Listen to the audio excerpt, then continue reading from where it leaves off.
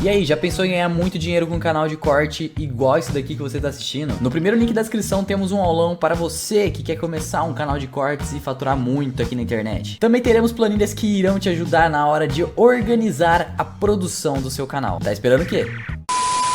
Vamos continuar. Enquanto você ainda achou uma matéria ou outra em algum lugar, mostrando aí o fracasso do Lula, os grandes problemas, o que falar da TV Globo, a maior emissora de TV do Brasil. A Elisa se deu o trabalho de escutar o Jornal Nacional e vejam só. Se a vida te deu limões, vamos fazer uma limonada. Foi o que o Jornal Nacional fez. O ex-presidente Lula, candidato do PT, participou de um comício em São Paulo. Que lindo. Com o nome de Ato pela Democracia, o comício do candidato Luiz Inácio Lula da Silva aconteceu no centro de São Paulo. Também estavam presentes a ex-presidente Dilma Rousseff e o candidato a vice, Geraldo Alckmin, do PSB. Lula defendeu a volta de um ministério só para a cultura. Afirmou que pretende montar comitês culturais em cada capital do país. Que lindo. O candidato disse que, se for eleito, pretende corrigir a tabela do imposto de renda para que os trabalhadores tenham menos descontos na folha de pagamento. Que bacana. E afirmou que planeja aumentar o salário mínimo sempre acima da inflação. Esse país vai voltar a ser justo. Esse país vai voltar a sorrir. Como Lula é bom. As pessoas vão voltar a tomar 3 refeições por dia. As pessoas vão voltar a ter emprego. Esse emprego será melhor remunerado. O salário mínimo aumentará acima da inflação todo ano. Olha a Globo, hein? Olha a Globo passando aquele pano. Não, olha como o Lula vai ser bom. Lula vai ajudar os pobres. Gente, o que tá acontecendo assim é uma das coisas mais descaradas e absurdas que eu já vi. Eu vi esse comentário aqui ontem que tem tudo a ver até com uma pequena discussão que eu resolvi responder algumas pessoas que estavam colocando no meu post. Eu tava recebendo alguns comentários do seguinte: nossa, você faz várias postagens no dia e você tá sempre pontuando sobre a Globo? Pare de falar sobre a Globo. Aí eu entrava no perfil da pessoa de direita, eu falei, uai, por que essa pessoa não quer que eu comente sobre a aliada do Lula? Porque eu não posso mostrar para as pessoas que o Globo e Lula estão alinhados, estão trabalhando juntos. Aí eu vi essa postagem aqui. A Embaixada da Resistência fala o seguinte: eu ignoro pessoas como o Conde Lopê. Alguém sabe quem é? Não. Por isso, eu ignoro. Agora, a ideia de não dar palco para Lula não dá certo, né? É uma ideia meio burrinha. Só se justifica se, primeiro, Lula é tão bom que vai convencer todo mundo. B, Lula não está concorrendo à eleição. E ele traz esse comentário aqui, ó, uma pessoa que respondia ao Flávio Bolsonaro falando: senador, parem de dar palco a esse homem. Ele está fazendo isso pois sabe que vamos mostrá-lo em nossos posts e é isso que ele quer. Hoje só deu ele no Twitter, tipo, falem mal, mas falem de mim, tirem a figura dele dos posts. Bom, eu acho que a rejeição do Lula vem aumentando, vem crescendo. Eu acho que as pessoas estão falando de forma negativa sobre ele. Notícia ruim também vende. Eu acho que às vezes falta assim um pouco de percepção na direita como é que as coisas às vezes funcionam. As pessoas, assim, não é pra falar do Lula, é pra falar do quê então? Não vai expor? Não tem que mostrar os absurdos que o Lula está falando? Não é pra mostrar o absurdo que a Globo vem fazendo? Não é pra mostrar? Pessoal, se a gente chegou aqui, onde estamos hoje, onde o brasileiro conseguiu um pouquinho de maturidade política, é exatamente pelo fato que os brasileiros começaram a entender o que se passa. Quem é o Sérgio Moro hoje? O Sérgio Moro desapareceu porque teve uma matéria sobre ele na imprensa? Teve 2 matérias? Teve 3 matérias? Olha a quantidade de informação que teve que vir, rodar, etc., para várias pessoas. Teve pessoas na direita, então aí apoiando o Bolsonaro, etc., que quando o Moro ia sair do governo, meu Deus, não, o governo acabou, que teve isso, que teve aquilo outro. Eu falava, rapaz, o que é que passa na cabeça? E ainda foi assim. Então, gente, essa história, não pode falar disso, não pode falar aquilo outro. Uma coisa é você falar de um total desconhecido, um cara que não é candidato, um cara que não é nada, realmente você está dando visibilidade, o cara que é um jornalista, um influenciador, mas um político, você não vai mostrar quem é o Lula, o que ele defende, o PT, o histórico do PT. Realmente, assim, eu fico às vezes me perguntando o que se passa na cabeça de uma galera. E aí, veja só, ainda teve outra fala aí que viralizou com vontade, mas com vontade, que essa a Globo teve que se pronunciar. Bolsonaristas exploram trecho de fala de Lula em São Paulo. Quer bater em mulher? Vai bater em outro lugar, não dentro da sua casa. O Lula falou realmente isso. Veja vídeo. Veja vídeo. E a Globo ainda diz, não só os bolsonaristas criticaram Lula. Roberto Freire, presidente da Cidadania, partido que apoia a presidenciável Simone Tebet, também se posicionou contra o presidente. E assim, eu fico me perguntando, tem lugar para bater em mulher? Qual é o vídeo aqui? Esse aqui. Mão de homem não foi feita para bater em mulher. Quer bater em mulher? Vá bater em outro lugar, mas não dentro da sua casa ou no Brasil, porque nós não podemos aceitar mais isso. Mão de homem não foi... Assim, eu acho que não tem isso, quer bater em mulher, bater em lugar, não é pra bater em ninguém. Nem mulher, nem homem, nem nada, nada. Violência não deve ter espaço em lugar nenhum, não é no outro lugar, não tem espaço. Não tem espaço. Nem o Globo conseguiu, né, esconder isso daí. Luciano Hang foi uma das pessoas que publicaram. A Globo deu repercussão ao tweet do Flávio Bolsonaro. Mas tá lá, ó. Como é? Bater em mulher? Quer bater em mulher, não bata dentro de casa? Meu Deus, onde estamos? Isso daí não pode ser mostrado, não pode mostrar para as pessoas o que o Lula anda falando. Todos esses vídeos estão no Telegram, né? Manda no WhatsApp, no grupo da igreja. Ontem o Salim Matar, que já fez parte do governo no passado, tem um viés um pouco mais liberal, falou o seguinte: circula na imprensa que empresários querem aproximação com o ex-presidiário Lula. Eu não quero aproximação com a esquerda e muito menos com quem foi protagonista do maior esquema de corrupção deste país. Por uma questão ética, não poderia me sentar na mesma mesa com a esquerda. O Salim Matar, ele não se furta de dar algumas opiniões sobre a turma da esquerda, mas não é todo dia também que ele aparece, que ele dá o ar da graça, e que eu acho que também, né, já é mais um efeito, uma consequência da polarização que vem crescendo, esse fla-flu, e eu acho que até outubro muita gente vai começar a ficar um pouco mais ativa nas redes sociais, muito bolsonarista um pouco tímido, com medo de cancelamento, às vezes porque é um artista, não quer perder contato, patrocínio, mas na hora que vê que o Brasil chama, que a responsabilidade bateu na porta, que é o futuro dos filhos, dos netos, da família toda, que tá em jogo, porque é o Lula podendo voltar, aí eu acho que muita gente vai falar, bicho, não tem o que fazer, eu vou ter que comentar algumas coisas. Vamos continuar. A turma da UOL soltou essa nota ontem. É democrático colocar em votação o fim da democracia? É democraticamente legítimo que permitamos um candidato como Jair Bolsonaro concorra? É democrático colocar em votação o fim da democracia? Acho que são perguntas pertinentes. Fica aqui o questionamento. Querem derrubar Bolsonaro no tapetão a todo custo. A todo custo. O Demagogia diz, ó, jornalista acha que democracia é o descondenado disputando a eleição sozinho. Se Bolsonaro... Na verdade é o seguinte, se o Lula tivesse realmente em primeiro lugar, disparado, como diz o Datafolha, não teria para que a Mili Lacombe escrever essa nota. Seria muito melhor que o Lula derrotasse Bolsonaro nas urnas, mostrasse a sua superioridade numérica. Tá meio preocupada, né? Falando em democracia, Guilherme Amado solta uma nota, dando como certo que vai ter alguma movimentação aí nos próximos dias, semanas, do judiciário para com os empresários do grupo que ele fez aquelas revelações de mensagens. Na matéria ele disse que a priori é remota a possibilidade de prisão, menos mal, né? Como o Randolph meio que tinha comentado, mas que possivelmente os empresários podem ser convidados pela polícia para dar um depoimento, um esclarecimento, o que eles realmente queriam falar com suas mensagens, etc. E o Eduardo Giroto, que também é da conta do Guilherme Amado, solta outra nota. Faria Lima critica empresários que defenderam o golpe. Repercussão das mensagens trocadas em grupo de empresários bolsonaristas no WhatsApp foi ruim entre empresariado paulista. A gente sabe que na Faria Lima temos aí um empresário que está bem próximo da campanha lulista, que é o Benchimol da XP.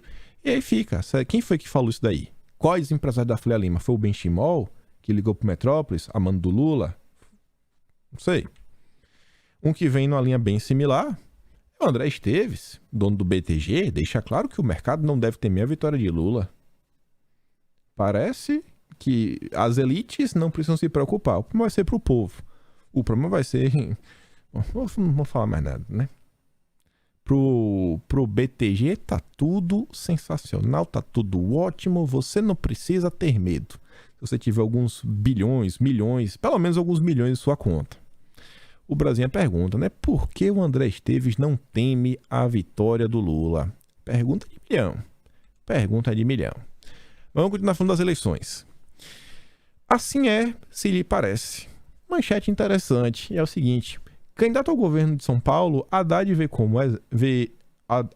como exemplo de corrupção a ser combatida o roubo da Dersa com Paulo Preto. Esqueceu que tudo isso aconteceu no governo de Alckmin, vice na chapa de Lula. Esqueceu também da corrupção deve ser histórica do governo de que participou. Isso aqui foi ainda aquelas falas do Haddad durante a sua sabatina na FAAP, que foi organizada pela própria FAAP junto com o Estadão. A Sarita diz, né? Não é fácil a vida de Haddad. Sempre quando ele precisa lembrar dos casos de corrupção em São Paulo, sem citar o PT, acaba sendo obrigado a citar o vice do Lula. Olha isso daqui. O Tribunal Superior Eleitoral negou o pedido de Lula para que Bolsonaro remova a postagem em que relaciona PT e PCC. Só que o subtítulo é muito mais interessante. A ministra Maria Cláudia... O sobrenome é difícil. Sobre a ministra Maria Cláudia, reconheceu que se trata de narrativa desfavorável, mas acrescentou que informações não são falsas. Não são falsas. O que Bolsonaro comentou sobre o PCC não é falso. Não é falso. Não precisa falar mais nada. Uma coisa que precisa ser levada em consideração e que eu acho que tem tudo a ver com o que a gente acabou...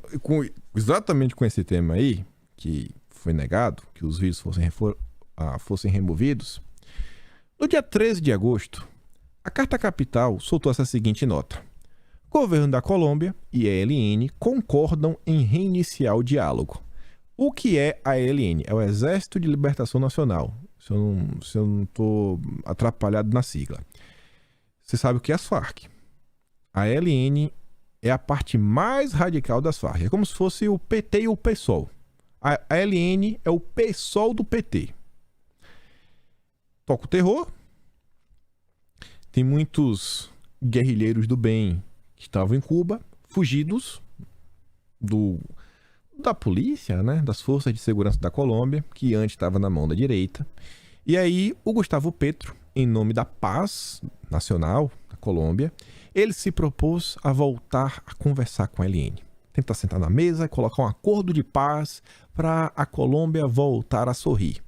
A Carta Capital falava isso no dia 13, né? O governo da Colômbia reconheceu nessa sexta, dia 12, a legitimidade da comissão de negociação do ELN para retomar as conversas de paz em Cuba, né? O pessoal que está lá em Cuba, sabe, exilado, poder voltar e ficar tudo bem. E aí, veja só, isso aqui foi no dia 13. Ontem, o Petro, através de um decreto, ou seja, numa canetada, ele anunciou que, para avançar no diálogo com a ELN, estão suspensas as ordens de prisão e extradição dos negociadores da insurgência. Está suspensa. Basicamente deu um induto, seria isso? Ele meio que, na prática, meio que deu um induto. Olha que lindo, rapaz. Esse é o Gustavo Petro. Ainda utilizou o perfil oficial do Ministério da Defesa da Colômbia para colocar o vídeo dele, nem seu pronunciamento.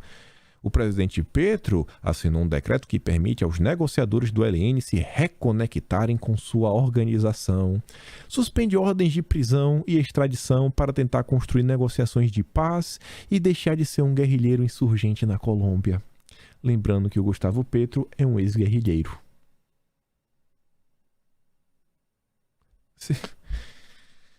Precisa falar mais alguma coisa? Esse é o lado do Lula. Olha o que está acontecendo na Colômbia, olha o que está acontecendo na Argentina, olha o que aconteceu na Venezuela, olha o que está acontecendo na Nicarágua, olha o que está acontecendo em Honduras. Olha o que está acontecendo na Bolívia também. Todos os países onde o Foro de São Paulo elegeu seu representante, está vendo aí o resultado. Aí você vê.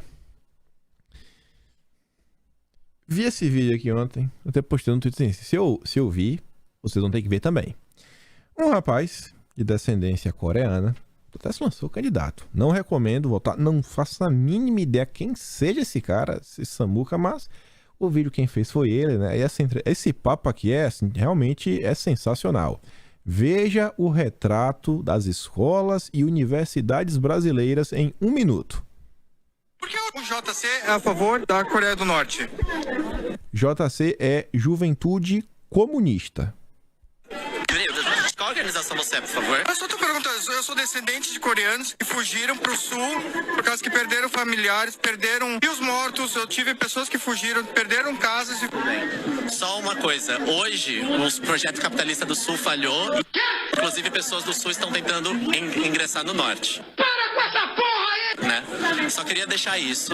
E a gente defende toda a experiência socialista, que a gente veja que tem um avanço para a classe trabalhadora. Eu nem vou dar play no resto. O vídeo tem 1 minuto, eu mando lá no Telegram pra vocês. Na posse da Gleisi Hoffmann, eu acho que foi em 2017, os embaixadores de Cuba e também da Coreia do Norte estavam presentes e receberam palmas. Esse é o retrato do PT. Esse aqui também é um retrato da esquerda. O governo federal está sempre aí entregando várias obras e um ciclista teve que parar no meio aí do seu percurso, na sua pedalada, para remover uma faixa. Uma prática aí, né, que vem se espalhando pelo Brasil. Vez ou outro passa um vídeo, eu falei, não, isso aqui eu achei bem pertinente de colocar, né? Estão escondendo, eles removem, né, o selo do governo federal para ninguém perceber que a obra tem dedo de Bolsonaro. A esquerda é sensacional. Isso daqui que eu falei para vocês, vejam só. Candidatos a governador apoiados por Bolsonaro estão na frente em 7 estados. Lula tem candidatos aliados na dianteira de pesquisas eleitorais em 5 estados. Os demais têm empate ou postulantes da terceira via na frente. O Vilimigo fala o seguinte, candidatos a governador. Metrópolis faz levantamento com pesquisas para governador e os que são apoiados por Bolsonaro vencem em 7 estados, ante as 5 lulistas. Estranho isso não refletir em pesquisas nacionais. O cara é apoiado por Bolsonaro, o cara está na frente, mas o cara vai votar num governador apoiado por Bolsonaro, mas vai votar em Bolsonaro, vai votar no Lula? Meio estranho, não? Meio estranho. Eu acho que quando começar realmente a contagem, eu acho que Bolsonaro vai surpreender muito. E as pesquisas vão tentar explicar. Vamos falar que foi o calor do momento. Vamos falar que foi as últimas 24 horas. Muita coisa aconteceu. Bolsonaro disparou mensagens e aí a população resolveu mudar o voto e reeleger Bolsonaro. Mas tudo bem. Vamos continuar avançando. Vamos falar de Brasil, notícia boa. Essa é boa não, né? Aquela tipo de notícia do mas a notícia a priori é boa. Bolsonaro segue reduzindo os impostos. Ele tinha reduzido aí o imposto do whey protein. Aí vem a turma do UOL. Tributaristas veem demagogia de Bolsonaro em redução de imposto sobre o whey. Por quê? Por quê? Bolsonaro abaixou o imposto de tudo. Não pode baixar do whey protein. Baixou de tudo. De tudo. Não pode baixar do whey protein. Tudo não, né? Mais de 4.000 itens apenas. 4.000 itens.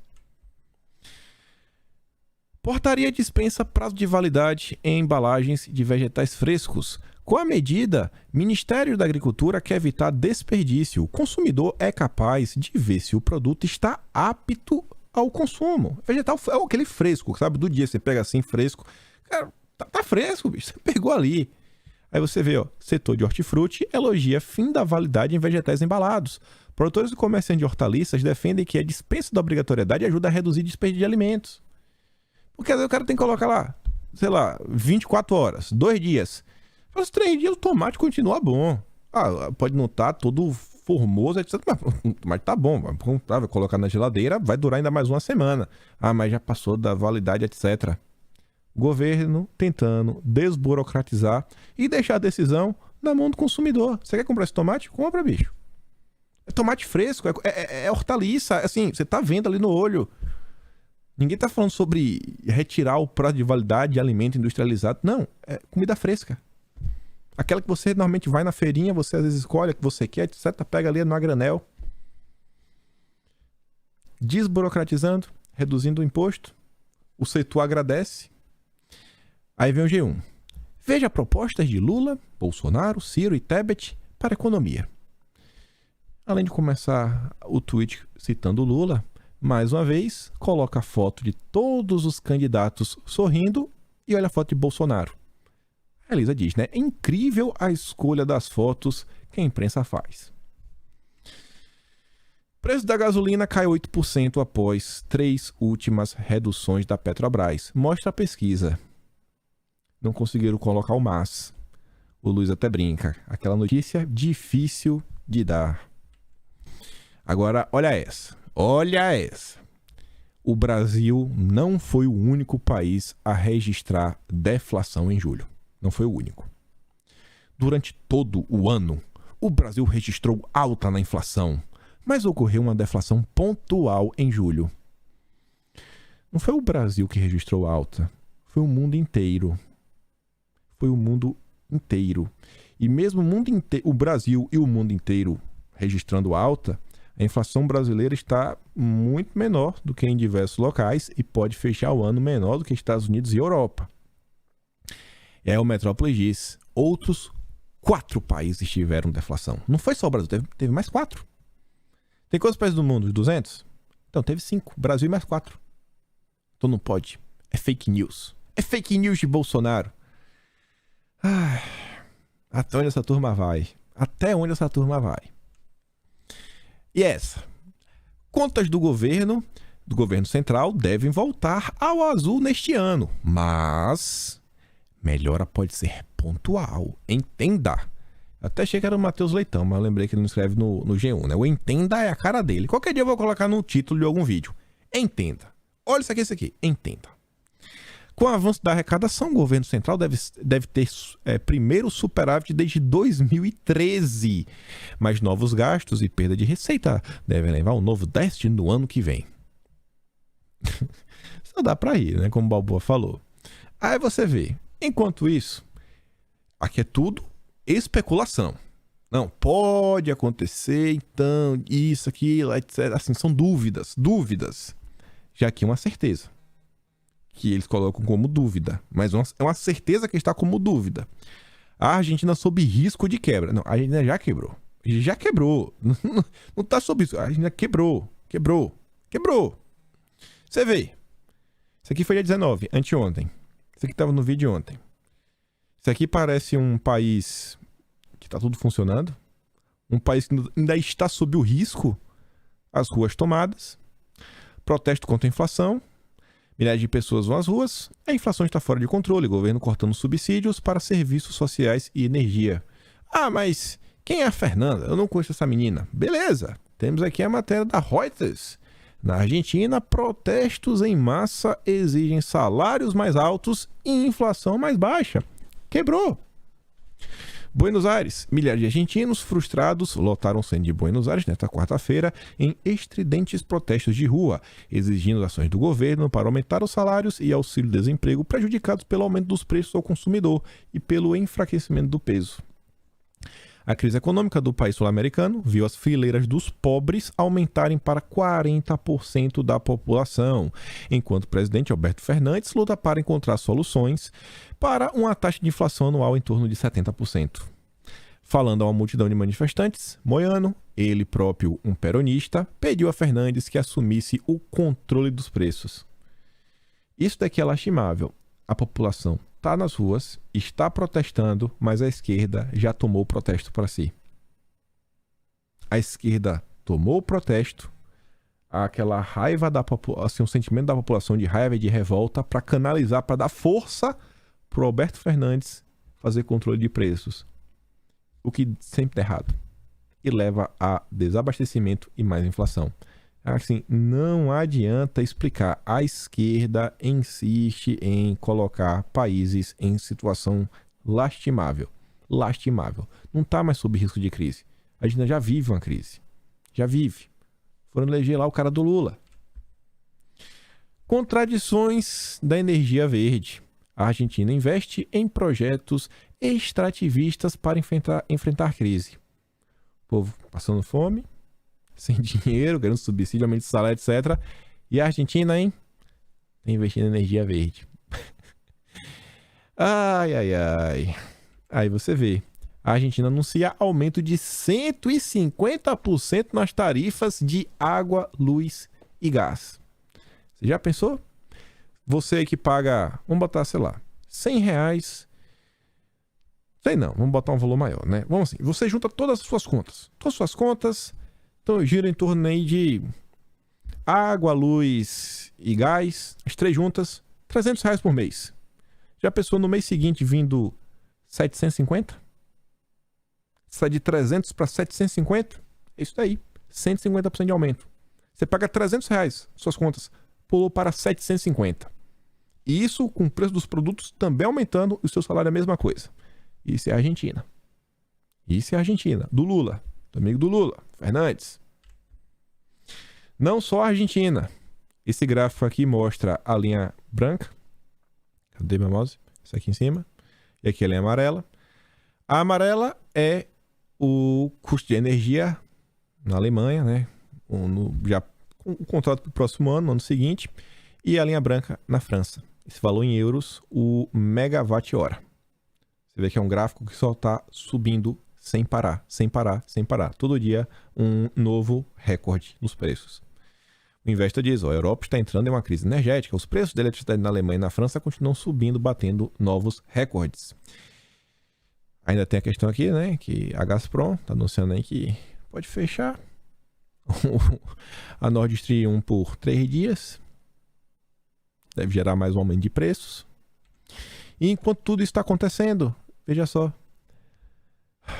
O centro industrial da Europa enfrenta um êxodo, um potencial de êxodo. A tradução está errada.